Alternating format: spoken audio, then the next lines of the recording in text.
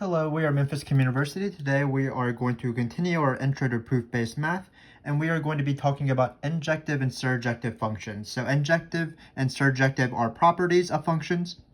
You might know them as one-to-one and on-to, but throughout this video I'm going to stick with injective and surjective because I think those names are better because they sort of signify the relationship between them, or that they're sort of both function properties. So let's get started. Let's describe each one. Then we'll talk about how to prove that a function is injective and surjective. So let's take injective first. So what injective is for a function f from a to b, what it says is that if x doesn't equal y, then f of x won't equal f of y. So what an injective function is that it takes different elements to different outputs. So for example, an example of a not injective, because sometimes it's nice to think about counterexamples, well, the most famous not injective function would be something like f of x equals x squared. Because for example, if you take two numbers, -1 and 1, f of -1 and f of 1 is both the same number. You're going to get both 1. And so that's not an injective function because x squared is taking two different elements and mapping it to the same element. So that's that. We're going to do more examples with pictures. Let's go to surjective. So what surjective says is that if you take any element in the codomain, it's going to have some partner in the domain, meaning that for every element in the codomain, there will be an element in the domain where f maps that element in the domain to that desired element to the codomain. So again, what it means is that every single element in the codomain gets mapped to by the function. An example of a surjective function is, for example, x cubed, because if you take any sort of y value you want, you'll be able to find a x value that gets mapped to. So for example, if you choose the number 8, well, you will be able to find an x value that gets mapped to 8, which is going to be 2, of course, because 2 cubed is equal to 8. Same thing with -27. I can find a number, for example, it'll be -3, and -3 cubed will be equal to -27. So for every single y value or every single output value, I will be able to achieve that output value by some input value. An example of not surjective is x squared as well, when you're thinking about it on the reals to the reals, because notice, no matter what, I will not be able to find a value, an x value, where x squared is equal to, for example, -1. So that's why that's not surjective. And then, so those are the two main, those are the two main function properties. Can't talk sometimes, but it's injective and surjective. And if you have both of the properties, which is what we're always going for, then that means that the function is bijective. So keep in mind that you have to have both of these properties. If you're injective and not surjective, you're not bijective. If you're surjective and not injective, you're still not bijective. You have to have both of these properties. So usually illustrations help. So let's look at this guy right here. So this guy, I argue, will be injective but not surjective, this first picture, because notice it's mapping different elements to different elements. So that's why it's injective. It maps different elements to different outputs. It's not surjective, though, because notice this 3 is kind of lonely. It's not getting mapped to. So this is why this is not surjective. Let's look at this picture. So this picture, for this function, it is an example of something that is surjective but not injective. First off, why is it surjective? Well, any single point in the codomain gets mapped to. So for example, 1, I can find an element. I can actually find two elements, that doesn't matter. So f of a is equal to 1, f of b is equal to 1, so that's why 1 gets mapped to. 2 gets mapped to because f of c equals 2. So every single element gets mapped to, that's why it's surjective. Unlike this 3 in the previous example. Why is this not injective though? It's not injective, as we said, because both a and b get mapped to 1. An injective function means that different points need to get mapped to different outputs. So that's why this is not injective.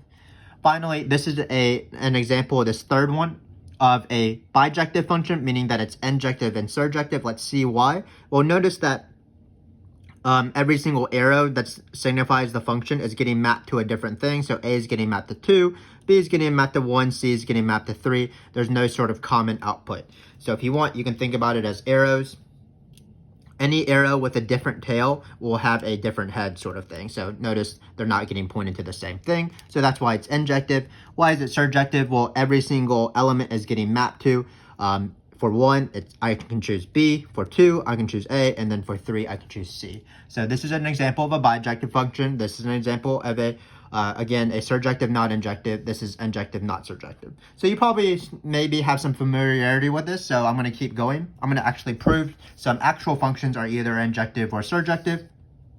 Keep in mind, the main way to prove injective is sort of the contradiction of this statement right here. So what we're going to do is we're going to take f of x equals fy, and we're going to show that that implies x is equal to y, because that will prove injective. If again we say we're going to suppose that f of x equals y, and we want to prove that x equals y, because that will prove that if x doesn't equal y, that means f of x doesn't have to equal f of y. For surjective, how we're going to go about it is we're going to take any single element of the codomain, and we're just going to list out and explicitly state whether, an element in the domain that gets mapped to that element in the codomain, as you'll see. And if something is not injective and not surjective, we're going to provide a counterexample. So in this case, let's start off with this function right here.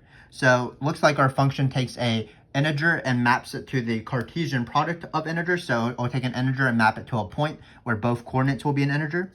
And what it does is it multiplies it, the original integer by 3 for the first coordinate, and then for the second coordinate it adds 2. And what we want to know is whether this function is injective or surjective. So I'm going to argue that it is injective. So let's injective. So again, how does injective work? Well, what you want to do is you want to take an xy, and this is going to be our strategy every time we prove injective. We want to take an xy in our domain, and we want to assume that f of x is equal to f of y. And what we want to show eventually is that x is equal to y. So what it says is that if something gets mapped to the same thing, it has to be the same thing itself.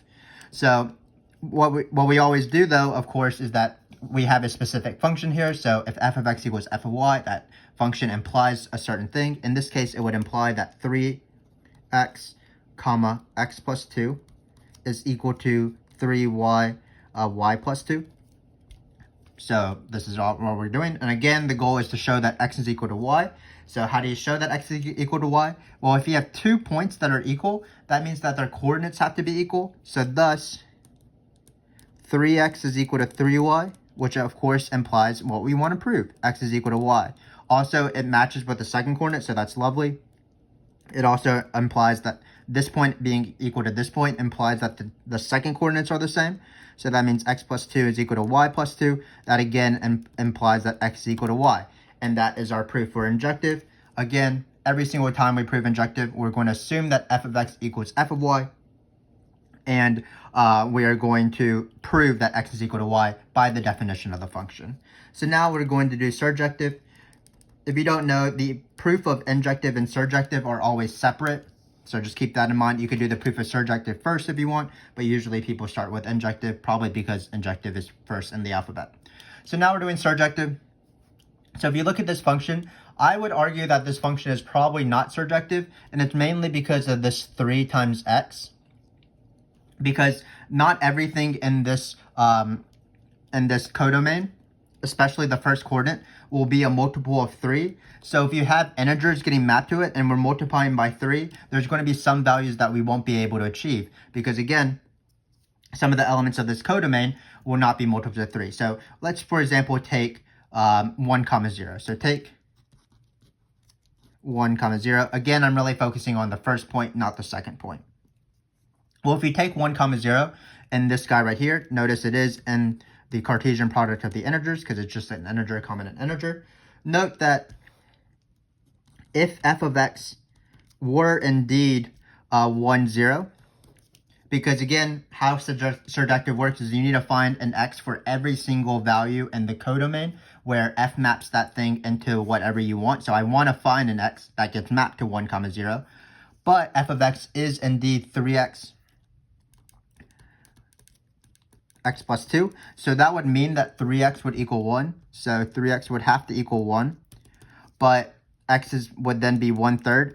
And 1/3 is not in our domain. So x, this is not in the integers. Because, of course, it's a fraction.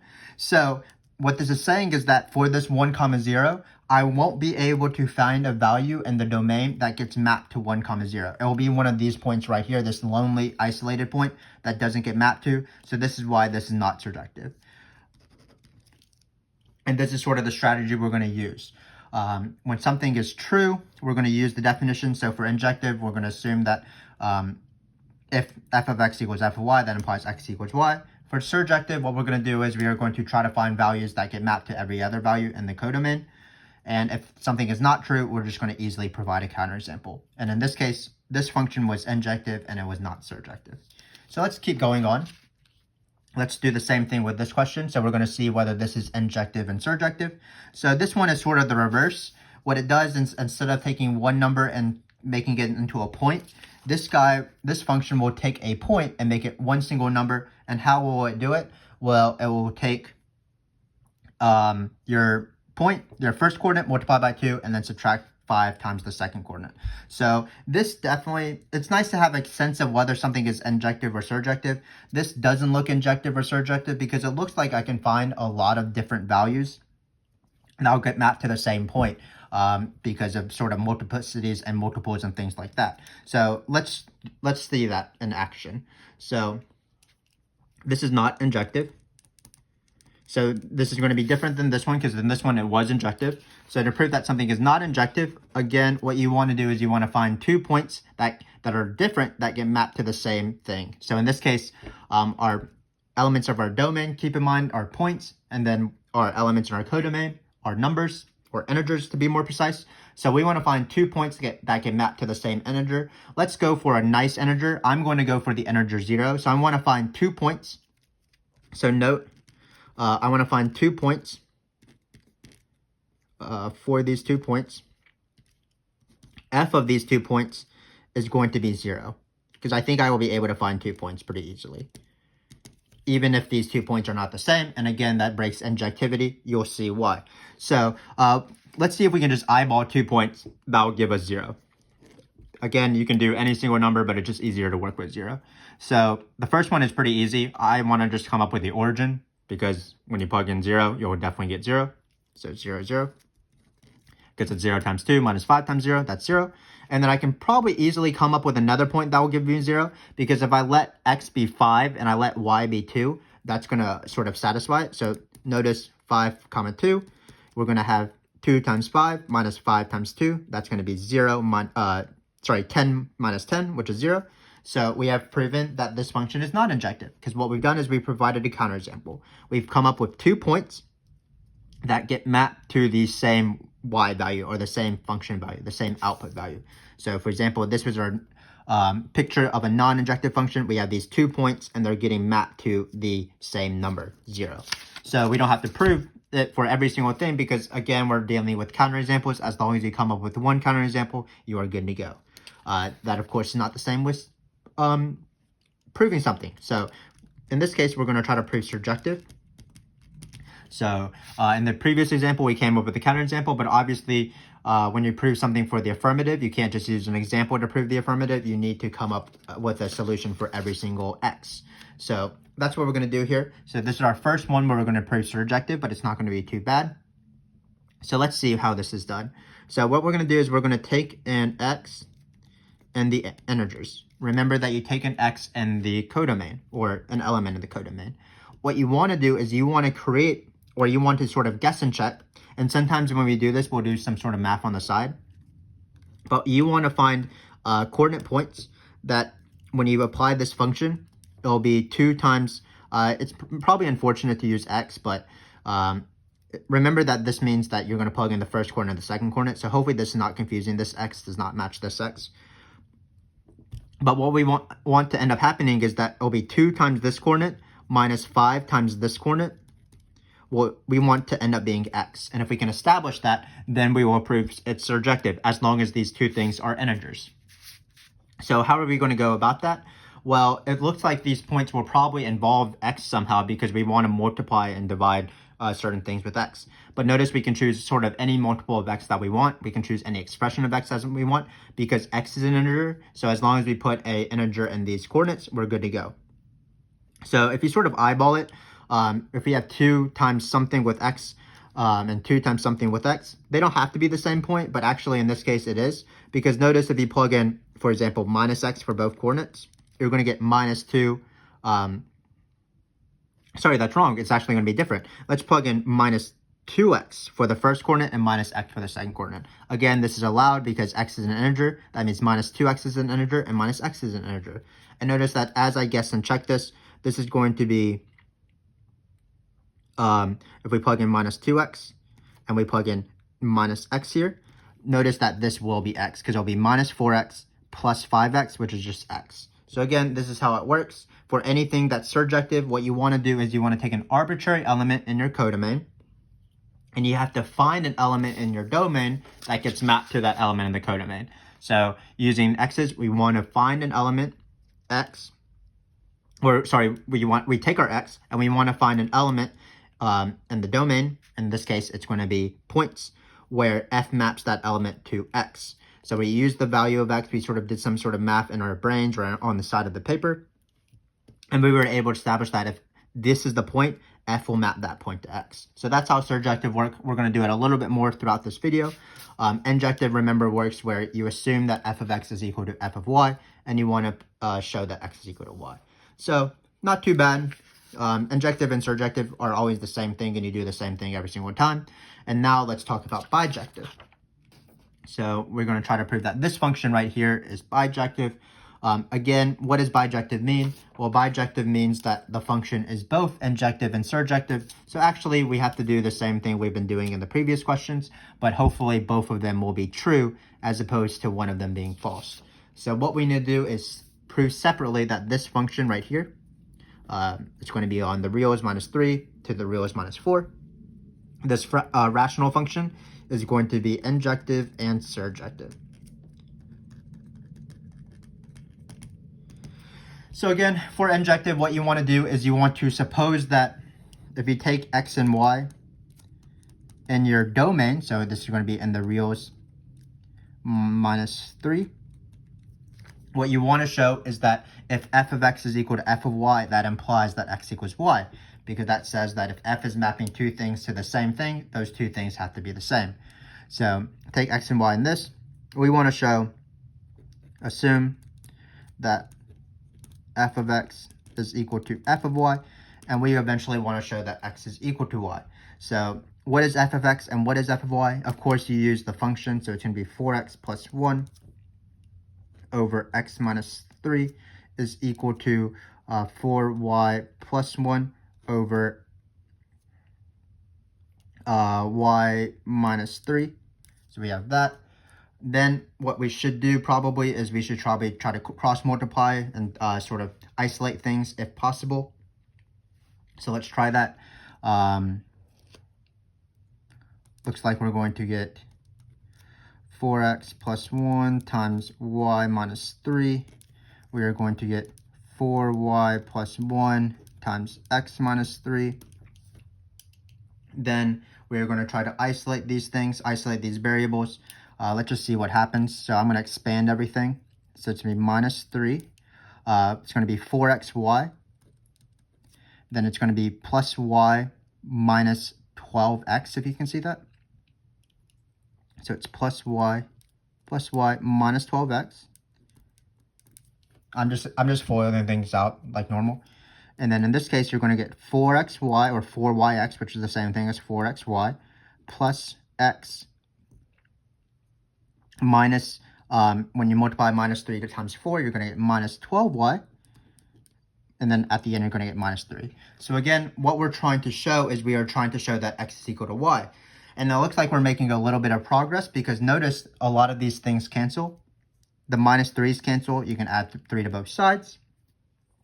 You can also divide by, you can subtract 4xy from both sides. That's perfectly allowed. So we're left with this easy equation. Y minus 12x is equal to x minus 12y. So not too bad. Let's collect all the x's together and let's collect all the y's together. So we're going to add the 12x over. You're going to get 13x is equal to 13y. And then you're going to, of course, divide by 13 and you get the equation x is equal to y, which is exactly what we wanted to prove for injective. So this is injective. because again, we took two values or two elements in our domain. We found the f values, or we assumed that the f values were equal, and that implied eventually using a few algebra steps that x was equal to y. So that's injective. So now what we want to do is we want to prove surjective. So for surjective, the best thing to probably do is to do a little bit of work on the side. So what we want to do is we want to take any element. We want to take any element in this codomain, and we want to find a number that maps to that element. So for example, what you want to do is you want to take an x in our codomain, and we want to find a y where f of y is equal to this guy right here, and that will end up being x. So it's going to be 4y plus 1 over y minus 3 equals x. So again, we're just taking an element, an arbitrary element in our codomain, and what we want to do is we want to find an element in our domain that f maps that element in that domain to that element in the codomain. So again, it's kind of confusing, but when you use x's and y's, it's not too bad. We take an x and the output set, and we want to find an input that gets mapped to the output. So what we need to do is we need to write an explicit formula for y in this case. So let's just get going. How do you solve for y? We just need to isolate y. So we're going to do similar algebra steps. For example, we have fractions, so we probably should multiply this y minus 3 to the other side. So let's do that. So note, I'm going to do a bunch of algebra steps. Hopefully you can see my work. I will verbally say it out, of course. So it's x times y minus 3 equals 4y plus 1. Then looks like I need to isolate again the y, so I probably should distribute this x so that I can get sort of split up this y and this 3. So it's going to be xy minus 3x is equal to 4y plus 1. Running out of room, so my apologies, but hopefully you can tell what's going on. Again, I'm trying to isolate y, so what I should do probably is bring all the y's to one side, all the non-y's to the other side. So this negative 3x is really similar to this 1 actually. So it's going to be xy minus 4y equals 1 plus 3x. Well, xy minus 4y, the purpose of bringing all the y's to one side is that we can factor out a y. So it's going to be x minus 4 times y. And then finally, we are able to find a formula for y because we'll just take this 1 plus 3x and divide by x minus 4. So I should have written y equals, but hopefully this makes sense and my work is not too sort of scrunched up and messy. But this proves injective, or not injective, surjective. Notice that this is in the domain. Did we do that right? Sorry, I factored out this wrong. No, I didn't. Yeah, so this is the right answer. So keep in mind, we were able to find an element in our domain that gets mapped to this element in our codomain. Keep in mind that we'll never get 0 because x can't be 0. X can't be 4. So hopefully that made sense. This is the general strategy of injective and surjective. Let me just repeat the process. So for injective, you assume that f is equal to f and you prove that x is equal to y. And then for surjective, you take an arbitrary element in the codomain and you want to find an element in the domain that maps to that element. So in this case, what we did is we found that this guy works right here. And then we are done. And for both of them, we had to do some algebra steps, which required foiling and cross-multiplying and things like that. So I thought for a second that I did something wrong, but I feel like I did everything correct. So let's move on to the next question. So, sort of a question that you might not be as familiar with because it's not on the reals. So here what we're going to do is we're going to take a Cartesian product. So it looks like our first element is going to be, or the first coordinate of our Cartesian product is either going to be 0 and 1. Our second coordinate has to be a natural number. And then we are mapping that to the integers, where it's defined as this function right here. So what we want to do, of course, to prove that it's bijective, keep in mind that in the previous question, we were trying to prove bijective, and we proved injective and surjective. So that means that the function is bijective. So same thing with this one. We want to prove that f is injective and also that f is surjective. And using those two things, that implies that f is bijective. if a function is bijective, that means that f is injective and surjective. So again, we're going to do the same strategy here. So we might not have enough space, but that always is the case in these videos. So let's first prove injective. So what do you do? Well, in this case, just keep in mind that the elements in the domain are a little bit trickier than the ones above. So they're going to be points with 2 coordinates. So take A comma B and C comma D in this set right here.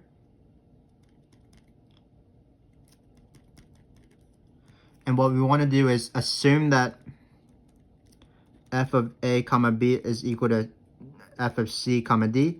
And we eventually want to prove that A is equal to C and B is equal to D. That would prove that A comma B is equal to C comma D, and that's how you do injective, of course. Assume that the f value is the same for 2 inputs, and then you want to prove that the inputs are the same.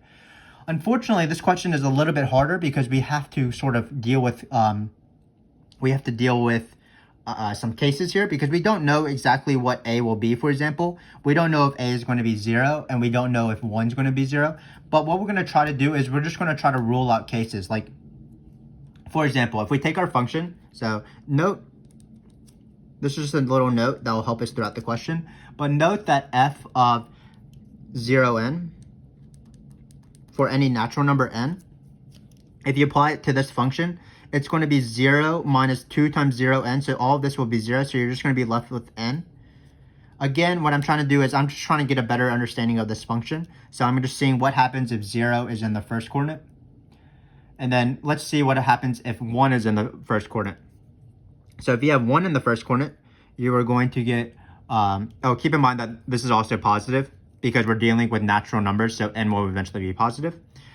Well, if it's a 1 is in the second coordinate, let's just see what happens. So we're going to plug in 1 now. Let's use m now. So if you have m, where m is an integer, and not just an integer, but a natural number, so that this is legal, I can plug in values in this set. Well, if m is the second coordinate, the natural number, and 1 is the first coordinate, when we plug this in, we are going to get 1 minus 2m plus m, which is equal to 1 minus m. And keep in mind that for both of these, we're plugging in n and m for integers. Or not integers, I keep saying integers, but we're only allowed to plug in natural numbers. So notice what I'm trying to show is that if the first coordinate and the second coordinate, the first coordinate of these 2 points don't match, if one of them is 0 and one of them is 1, well, f will map the 0, 1 to a positive integer, and f will map a point with 1 as the first coordinate to a negative integer because 1 minus m is a natural number, so 1 minus m has to be negative, or at least less than or equal to 0. So there's no way where f of 0 comma n will equal f of 1 comma n for any n and m, because the f of 0n will get mapped to a positive thing, the f of 1 over m will get mapped to a non-positive thing, either 0 or a negative number. So thus, in all these cases, f of 0 comma n can never equal f of 1n. And why am I doing all this work? Well, what this is telling me is that when I go for this guy right here, when I assume that f of a b is equal to f of cd, I know one thing. I know that either both a and c will be 0 or both a and c will be 1, because again, if 0 and 1, if you have different first coordinates, it gets mapped to different things. So what we're going to do is we're going to take this f of b and c and f of c and d, and we're going to know for a fact that we either have f of 0 comma something equals f of 0 comma something, or f of 1 comma something equals f of 1 comma something. So, and this holds, of course, for any natural number.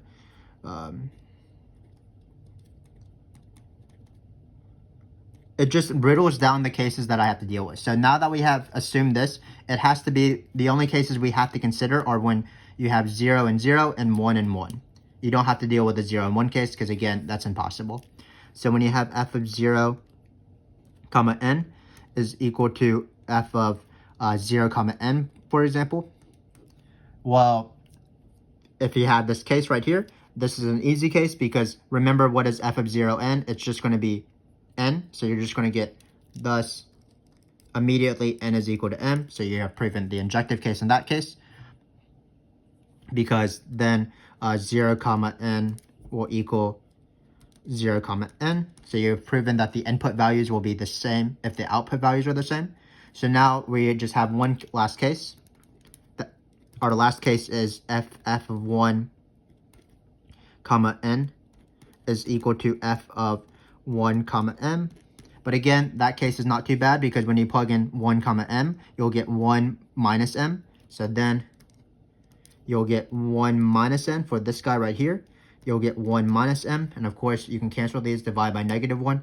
This will also imply that n will equal m, so you'll have the same points again. So you'll have 1, n equals 1, m.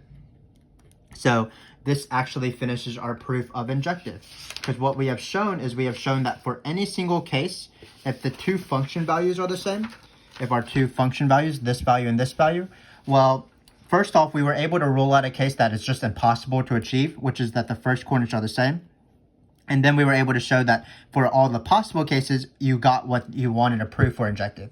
You got that the thing you inputted are going to be the same, no matter if the first coordinates are both zeros, or if the first coordinates are both ones, you'll get the same point. And that's what injective means. Keep in mind that we did rule out that hard case, but when we ruled out the hard case, it was not too bad of a question. But notice, though, that we don't have any space to do surjective, so I'm going to get out another sort of sheet of paper, and we're going to do surjective real quick. We have crazy technology on this channel.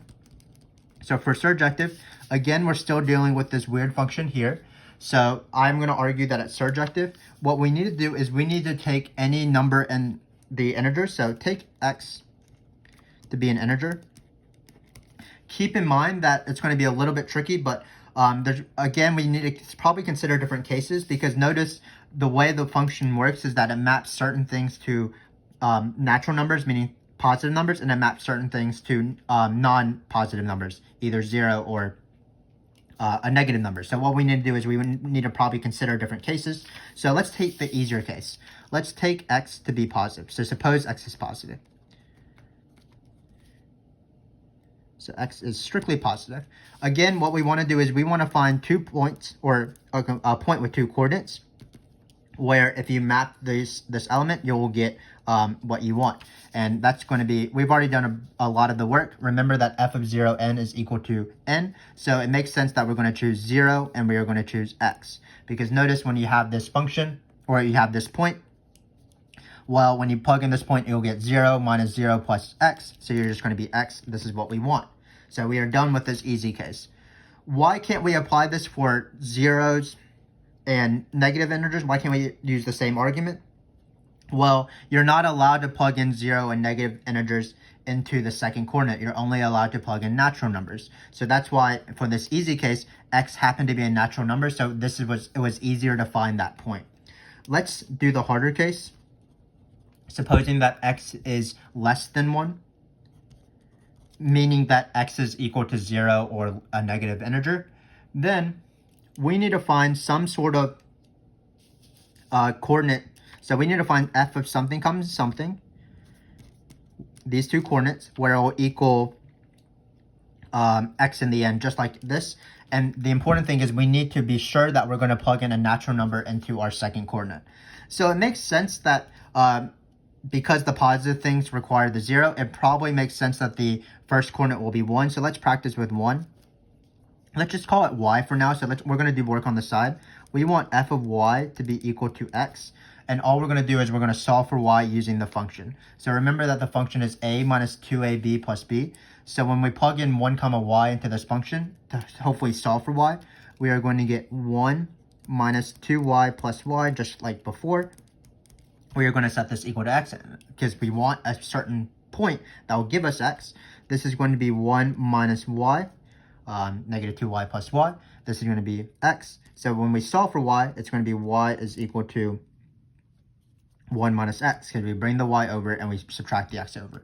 So notice this is a lovely number. This is better than x, because if x is a number less than 1, this guarantees that 1 minus x will be a natural number. So for example, if x is 0, then that means that y will be 1. That's a natural number. If x is, for example, negative 5, well, it's going to be 1 minus negative 5, 1 plus 5. So y will be 6. And again, this is great. This is much better because we are only allowed to plug in natural numbers into the second coordinate. So while x is not a natural number, 1 minus x will be a natural number. So we are allowed to plug in 1 minus x. This is going to be our point. We've already done the math, so we can just check it. If you plug in this point, and again, this is a legal point to plug in because 1 minus x will be a natural number. We will get, if this is our function, we will get 1 minus 2 times 1 minus x plus x. And if we've done everything right, this should end up being just x. So let's see that in action. Looks like we're going to get 1 minus 2 times 1 minus x plus x.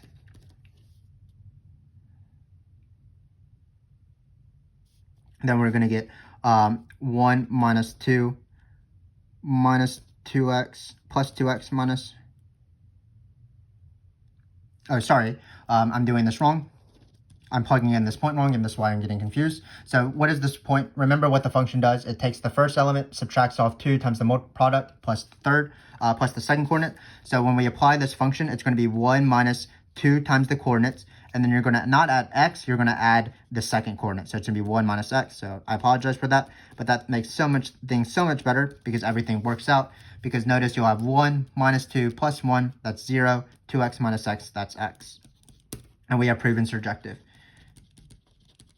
Because again, what we've done is we've shown that every single value gets mapped to. So hopefully that makes sense for injective and surjective, even in this harder question. Why was this question a little bit harder? It's because we had to consider different cases. But once we consider those cases, each of the individual cases was pretty easy to solve. We just found out that, well, you are allowed to plug in 2 different kind of coordinates or 2 different kind of points. The first one is if 0 is the first coordinate and then you have a natural number. The second is if you have 1 and then a natural number. When you have that first example, 0 and a natural number, you just get the natural number back, which is going to be positive, and we work with that, both in injective and in surjective. Then we notice that when we plug in 1 comma a natural number, we're going to get a non-natural number that's an integer, meaning we'll get a non-positive integer, and we work with that to find either a value that gets mapped to x or to show that, of course, the injective where f equals f implies that the points are the same. So again, a lot of work there, a pretty difficult question. Let's move on, but hopefully you understand sort of the idea of how to prove injective and surjective through these examples. So finally, we have one last question, and it's just a counting question. So what we're going to try to do is we're going to try to consider the functions from this set to this set, and we're going to try to count how many are functions are there, how many are injective, how many are surjective, and then how many are bijective. So let's first just count the number of functions. And it's basically a list of choices. So if you want, you can consider it counting lists. It's been a while since we counted lists. But for example, remember that a function, how it works is that you have to map this element to one of the other elements in the set, and it has to only be one output. So how many choices do you have for f of 1? Well, you're going to have 6 choices here. 1, 2, 3, 4, 5, 6. How many choices do you have for f of 2? Well, you're going to have 6 choices again. Keep in mind that we're only counting functions, so we're not breaking sort of any injective or surjective rules, so this is going to be 6 as well. How many choices do you have for f of 3? Still 6. They can all be the same number. They can be different numbers, or different letters, I guess. And then f of 4 is going to be, how many choices do you have here? 6. Keep in mind that this doesn't mean, let's put colons here. Let's write the word choices. I'm not saying that f of 2 equals 6. I'm just saying that there's 6 choices for each one. So how many functions are there in all? By the multiplication principle, it's going to be 6 to the 4th. 6 times 6 times 6 times 6. So that's not too bad. Now let's count the injective functions. So for the injective functions, well, we are going to, it limits the number of choices that the f values can be. So for example, in the f1, well, that's the first value to consider. So that one has 6 choices still. But when you do f of 2, because 2 is not equal to 1, it can't get mapped to the same thing that 1 gets mapped to. So that's why there's only 5 choices for f of 2. It's all the 6 letters except the one that f of 1 gets mapped to. So for example, if f of 1 was equal to c, that means that f of 2, there's only 5 choices, a, b, d, e, and f. And then similarly, how many choices would there be for f of 3? Well, you have 4 choices because you can't choose the one you chose for f of 1 and f of 2. Finally, how many choices are there for f of 4? Well, you can't include the ones that have been previously chosen, so there's out of the 6 letters, there's only going to be 3 choices. So how many injective functions are there? Well, it's going to be 6 times 5 times 4 times 3. Which I can do, but we might as well just leave it like this. We can actually do this. It's 20 times 18. So it's going to be 360, I think. But that's not important, the actual multiplication. Let's do surjective. So how many functions are there that are surjective? Well, remember the important rule about functions is that every single value gets mapped to exactly one thing. So, for example, if you map 1 to whatever choice you want to do, B, 2 to E, for example, 3 to A, 4 to F, no matter where these are getting mapped to, because there's less elements in the domain than the codomain, there's going to have to have some elements in the codomain that aren't mapped to. Sort of like our original picture here. This was our, we had less elements in the domain. So no matter how you draw these arrows, there's always going to be one element that's not going to be mapped to in the codomain. Same thing here. Because the cardinality of our first set, 1, 2, 3, 4, is less than the cardinality of our codomain, there has to be some elements that will be mapped to exactly 2 elements. Or not exactly 2 elements. It could actually be terrible.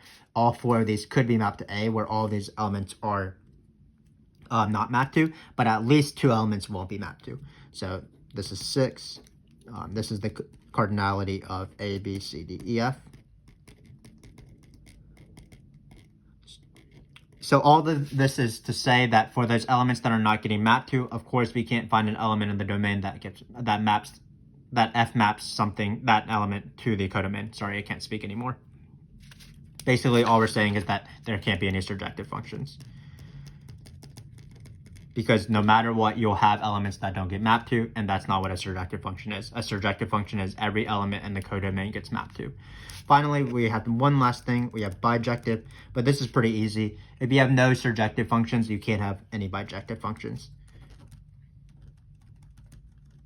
So there's none. And hopefully that makes sense. You can sort of play this idea of how many functions would it be if sort of these domain and codomain were switched, and you can think about that. But this video has been quite long. It's been longer than our normal proof videos, so we're going to conclude it. Hopefully you learned how to do injective and surjective. Let me just repeat. To prove that something is injective, you want to assume that f of x equals f of y, and you want to show that x is equal to y, no matter how difficult it can be. For surjective, what you want to do is you want to take an arbitrary element in the codomain. You want to find an element in the domain that usually relates with that element, and you want to show that f of that element in the domain equals that element in the codomain, meaning that every single value or element in the codomain gets mapped to by some element by the function. And then if you want to prove that something is not surjective or not injective, of course you have to you can just provide a counterexample. But I'm getting a little bit thirsty because I've been talking too much. Hopefully this was a nice review of injective and surjective and bijective functions. Be in the lookout for our next video where we talk about function composition and inverse functions. And as we'll talk about, inverse functions are pretty related to bijective functions because you can't have an inverse unless you're bijective.